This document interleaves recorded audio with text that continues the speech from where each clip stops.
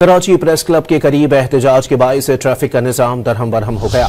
एहतजाज के बाइस प्रेस क्लब, शाहीन कॉम्प्लेक्स, आई चंद्रीगढ़ रोड और अतराफ में गाड़ियों की लंबी कतारें लग गईं। शहरी घंटों ट्रैफिक जाम में फंसे रहे। बेशतर शहरियों ने मजबूरन रोजा सड़क पर अफ्तार किया। कई घंटों बाद मुजाहिरीन के मुंतशिर होने पर ट्रैफिक की रवानी बहाल हो गई। कराची प्रेस क्लब के करीब एहतजाज के बाइस ट्रैफिक का निजाम दरहम बरहम हो गया। एहतजाज के बाइस प्रेस क्लब, शाहीन कॉम्प्लेक्स, आई चंद्रीगढ़ रोड और अतराफ में गाड़ियों की लंबी कतारें लग गईं। शहरी घंटों ट्रैफिक जाम में फंसे रहे। बेशतर शहरियों ने मजबूरन रोजा सड़क पर अफ्तार किया।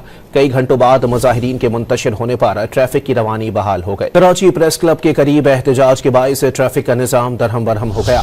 एहतजाज के बाइस प्रेस क्लब, शाहीन कॉम्प्लेक्स, आई चंद्रीगढ़ रोड और अतराफ में गाड़ियों की लंबी कतारें लग गईं। शहरी घंटों ट्रैफिक जाम में फंसे रहे।